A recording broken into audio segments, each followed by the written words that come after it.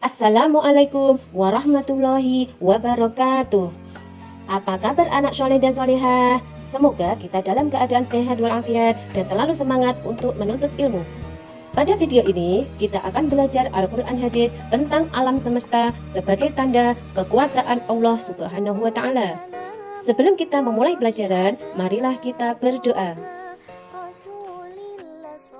Selanjutnya, pada bab 6 ini kita akan mempelajari tentang alam semesta sebagai tanda kekuasaan Allah melalui surat Al-Anbiya ayat 30 dan surat Al-A'raf ayat 54.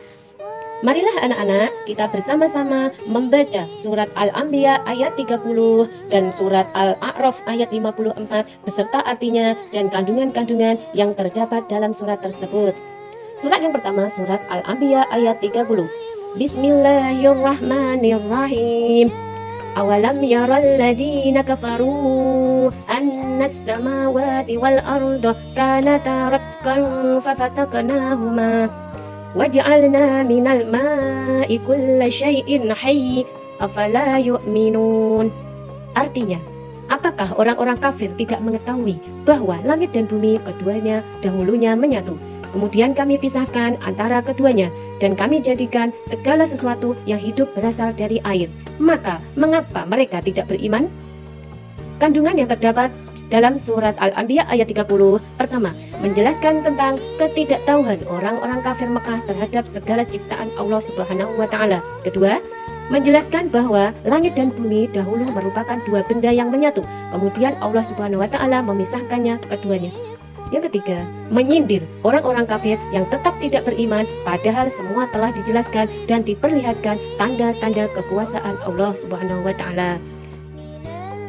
Surat yang kedua, surat Al-A'raf ayat 54. Bismillahirrahmanirrahim. Inna rabbakumullahu alladhi khalaqas samawati wal arda fi sittati ayyamin summa istawa 'alal 'arsy yughshil lailan nahara yatlubuhu hasisa wasyamsa wal qamara wan nujuma musakhkharatin bi amrih ala lahul khalqu wal amr tabarakallahu rabbul alamin.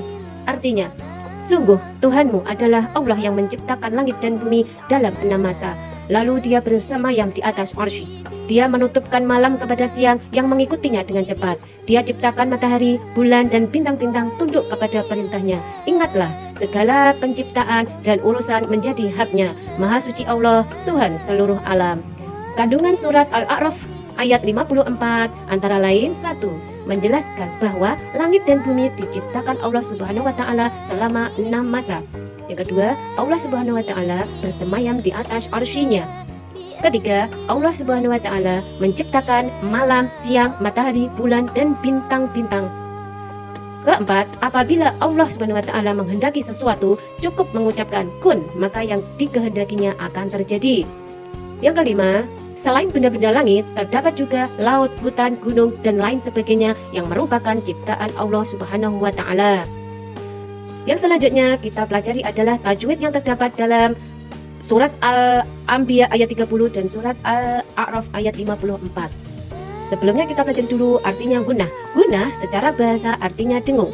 Secara istilah yaitu apabila terdapat huruf nun bertasydid atau mim bertasydid, maka dibaca gunnah dengan panjang 2 harokat. Contoh bacaan gunnah: yang mim tasydid summastawa, yang nun tasydid inna rabbakum. Contoh-contoh perilaku yang dapat diamalkan sesuai dengan surat Al-Anbiya ayat 30 dan surat Al-A'raf ayat 54. Senantiasa mensyukuri segala ciptaannya, baik yang tidak terlihat maupun yang terlihat. Tidak merusak lingkungan sekitar, seperti tidak membuang sampah sembarangan. Selalu berzikir kepada Allah Subhanahu wa Ta'ala siang dan malam. Memanfaatkan air dengan tidak israf atau berlebihan.